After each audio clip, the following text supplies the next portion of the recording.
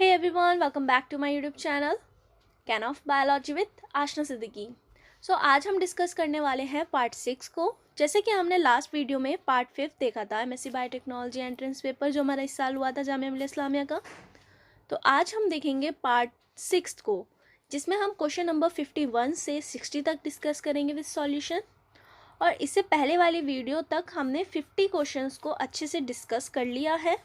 अगर आपने वो वीडियोस नहीं देखी हैं और आपको देखनी है तो मैं उसका लिंक डिस्क्रिप्शन बॉक्स में ऐड कर दूँगी, आप वहाँ से ईजिली जाके देख सकते हैं। नहीं तो आप सीधा मेरे चैनल पे चले जाइएगा कैन ऑफ बायोलॉजी, वहाँ पर आपको मिल जाएगा।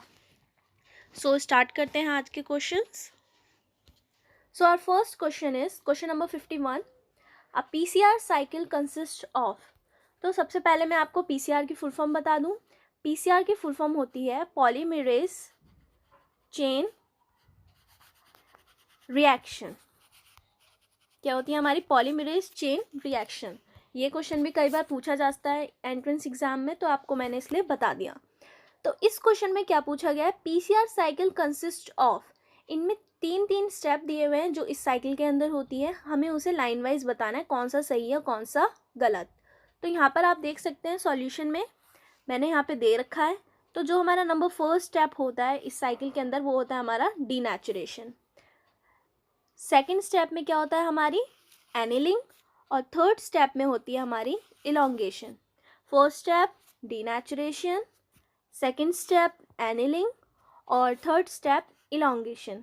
तो आप इसे शॉर्टकटली याद कर सकते हैं DAE देई, DAE देई, डीनेचुरेशन, एनिलिंग, इलोंगेशन।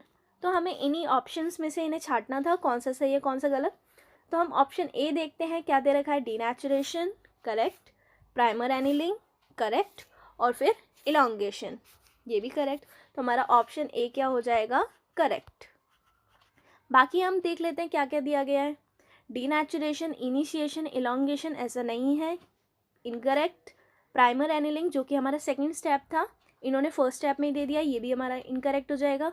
और इनिशिएशन जैसा तो कुछ इसमें है ही नहीं, तो ये भी हमारा इनकरेक्ट हो जाएगा। ऑप्शन ए हमारा करेक्ट है। नेक्स्ट चलते हैं question number 52, the molecular formula of deoxyribose sugar and ribose sugar respectively are. तो हमें यहाँ पे डीऑक्सीराइबोज शुगर और राइबोज शुगर का मॉलिक्यूलर फॉर्मूला पूछा गया है। तो हमारा इसका करेक्ट ऑप्शन होगा option B. You can see the reason. Deoxyribose के अंदर सबसे पहले डीऑक्सीराइबोज शुगर का पूछा है तो इसलिए हम उसका बताएंगे। कार्बन कितने प्रेजेंट हैं यहाँ पे, 1 2 3 4 5, कार्बन 5। हाइड्रोजन की नंबर कितने हैं, 1 2 3 4 5 6 7 8 9 10। कितने हो गए हमारे, C5H10। और ऑक्सीजन की नंबर कितने हैं, number 1, number 2, number 3 and number 4। तो हमारा डीऑक्सीराइबोज शुगर का क्या हो गया मॉलिक्यूलर फार्मूला, कार्बन 5, हाइड्रोजन 10 और ऑक्सीजन 4। तो इन सब में देखते हैं हमारा कौन सा सही बैठ रहा है। ऑप्शन सी इनकरेक्ट और ऑप्शन डी भी इनकरेक्ट। अब बचा हमारा ऑप्शन ए और ऑप्शन बी। अब इन दोनों में से हमें सेलेक्ट करना है कौन सा सही है कौन सा गलत। अब देखते हैं हम राइबोज शुगर को। तो राइबोज शुगर में हम देख सकते हैं कितने कार्बन हैं, 1 2 3 4 5। यहाँ पर भी कार्बन कितने हैं, 5। अब चलते हैं हाइड्रोजन की तरफ। हाइड्रोजन देखते हैं, 1 2 3 4 5 6 7 8 9 और 10। हाइड्रोजन कितने प्रेजेंट है हमारे, 10। अब देखते हैं ऑक्सीजन को। तो ऑक्सीजन हमारे कितने हैं, number 1, number 2, number 3, number 4, number 5। तो हमारा नंबर ऑफ कार्बन्स कितने हैं, 5। क्या फार्मूला बन गया हमारा, C5H10 और O5। तो हमारा ऑप्शन ए जो हो जाएगा वो हो जाएगा हमारा इनकरेक्ट और ऑप्शन बी हो जाएगा हमारा करेक्ट। तो हमारा इसका आंसर क्या आ गया, C5H10 and C5H10O5। Option B हमारा करेक्ट। आई होप आपको ये वाला क्वेश्चन भी समझ आ गया होगा, बहुत इजी क्वेश्चन था। नेक्स्ट चलते हैं question number 53, which part of the ribosome identifies the Shine Dalgarno sequence. तो इसमें भी हमें 4 ऑप्शन दिए गए हैं, कौन कौन से हैं? शाइन डालगार्नो सीक्वेंस, तो प्रोटीन 16 sRNA, 23 sRNA या फिर 55 sRNA। तो हमें डायरेक्ट सॉल्यूशन की तरफ चलते हैं। 16 sRNA is the part of the ribosome, identifies the Shine Dalgarno sequence. तो हमसे शाइन डालगार्नो सीक्वेंस पूछा गया था जो राइबोसोम में आइडेंटिफाई करता है, तो उसका करेक्ट ऑप्शन हो जाएगा हमारा 16 sRNA, ऑप्शन बी। तो हमारा ऑप्शन बी क्या हो जाएगा? करेक्ट। अब चलते हैं क्वेश्चन नंबर 54 की तरफ।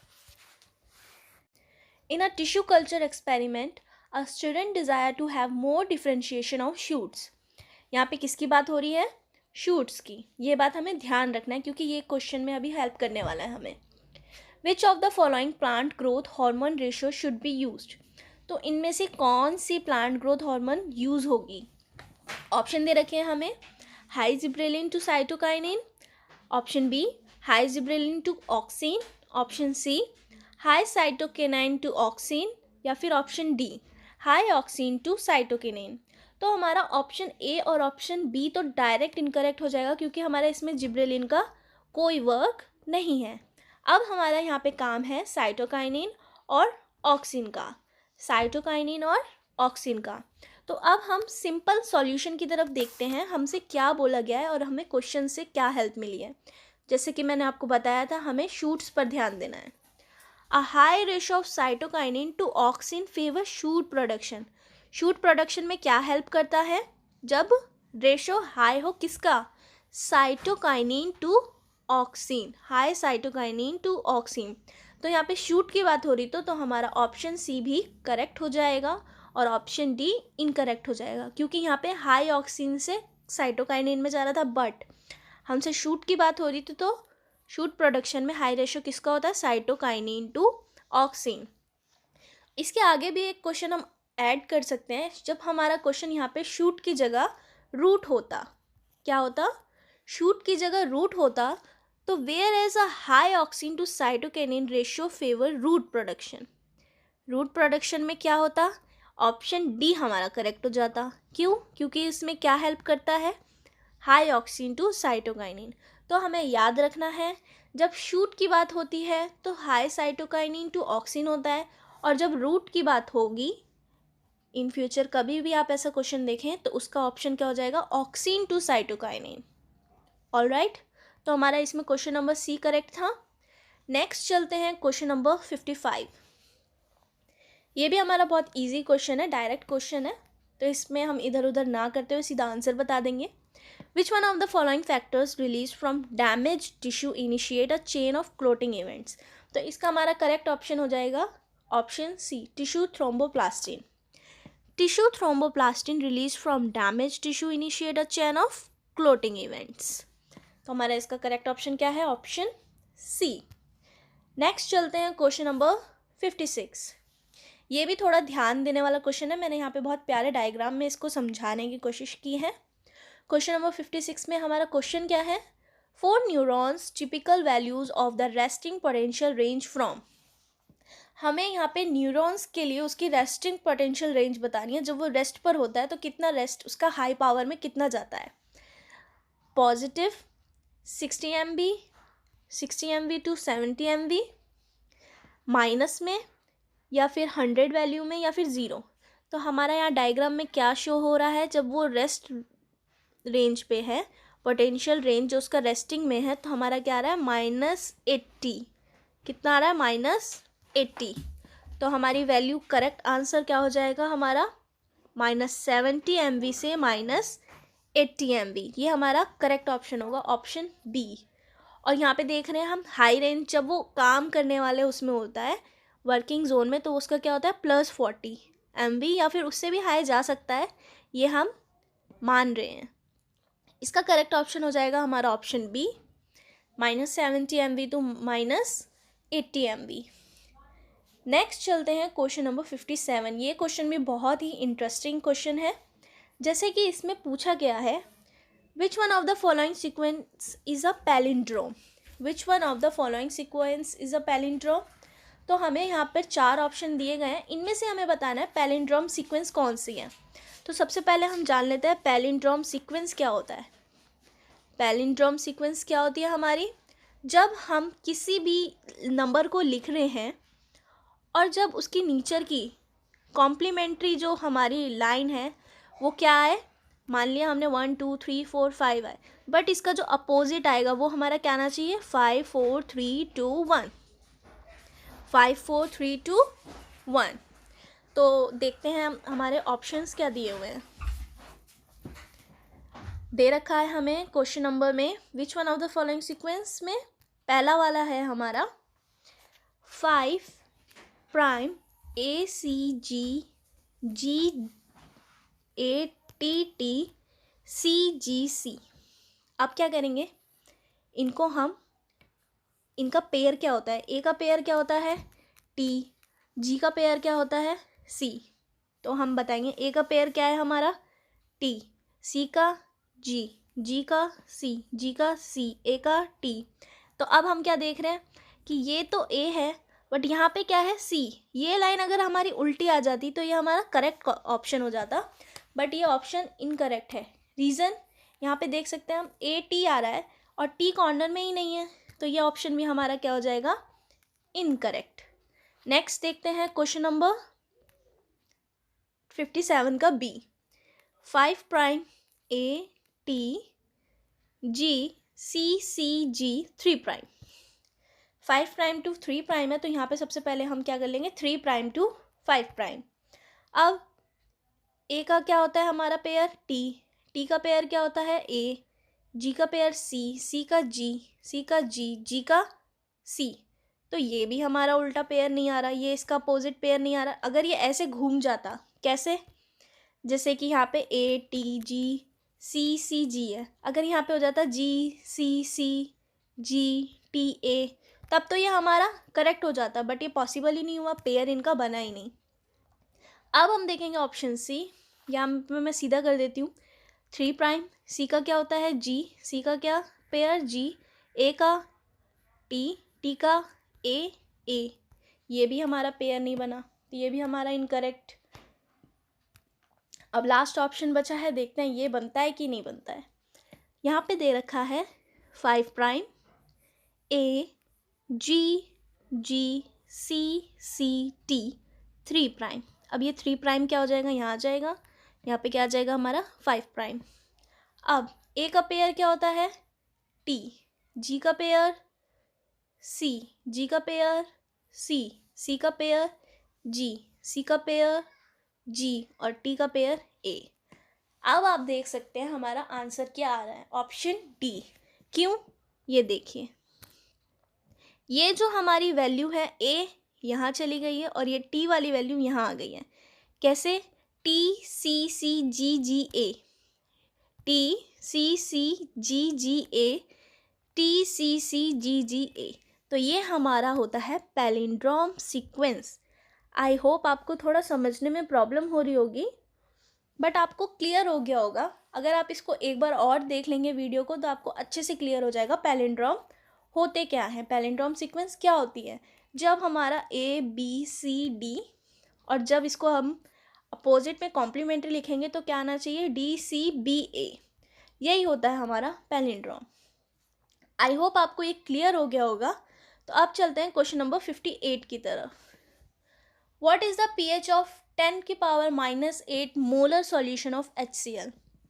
pH की वैल्यू निकालने के लिए हमें लॉग याद रखने पड़ेंगे, जो कि आप इस क्वेश्चन को डायरेक्ट देख लें तो आपको अच्छे से क्लियर हो जाएगा।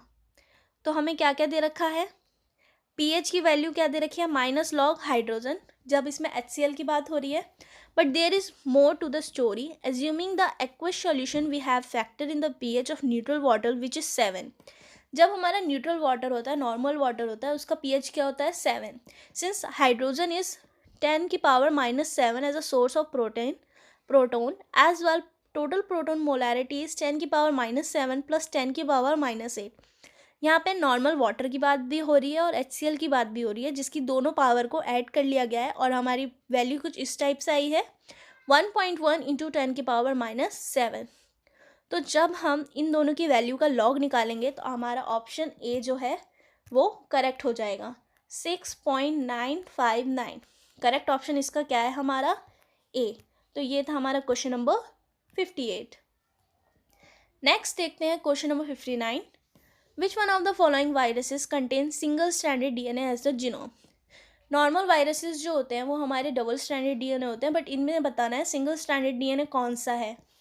तो यहाँ पे मैंने सॉल्यूशन में देखिए क्या लिख रखा है, मेंबर्स ऑफ द फैमिली पार्वोडी आर, कौन सी फैमिली, फैमिली पार्वोविराडी। तो इसका करेक्ट ऑप्शन क्या हो जाएगा हमारा, option number A, parvo virus. Parvo virus जो होते हैं वो हमारे सिंगल स्ट्रैंडेड डीएनए होते हैं, सिंगल स्ट्रैंडेड डीएनए। तो ऑप्शन ए हमारा क्या है, करेक्ट ऑप्शन। अब चलते हैं हमारा आज का लास्ट क्वेश्चन। बहुत ही इजी क्वेश्चन है और बहुत ही इंपॉर्टेंट क्वेश्चन है, बहुत सिर्फ जामिया मिलिया इस्लामिया में ही नहीं, बहुत सारे यूनिवर्सिटी में ये क्वेश्चन आया है। The parasite which completes it's life cycle in a single host, ऐसा कौन सा पैरासाइट है जिसने अपनी पूरी लाइफ साइकिल सिंगल होस्ट में रहकर ही कंप्लीट की है। तो यहाँ पर भी हमें 4 ऑप्शन दिए गए हैं, Fasciola hepatica, Ascaris lumbricoides, Plasmodium vivax या फिर टीनिया सोलियम। तो हमारा इसका करेक्ट ऑप्शन होगा option B, Ascaris lumbricoides completes its life cycle in a single host. It is one of the most familiar endoparasite of man. इसका correct option क्या हो गया हमारा, ऑप्शन बी। आई होप आपको सारे क्वेश्चंस क्लियर हो गए होंगे, क्वेश्चन नंबर 51 से क्वेश्चन नंबर 60 तक। अगर आपको किसी भी क्वेश्चन में कोई प्रॉब्लम आ रही हो तो आप मुझसे कमेंट सेक्शन में कमेंट करके पूछ सकते हैं, मैं उसका रिप्लाई ज़रूर करूँगी। Thanks for watching. If you like my video, please like, share and subscribe. Can of Biology with Ashna Siddiqui. Thank you.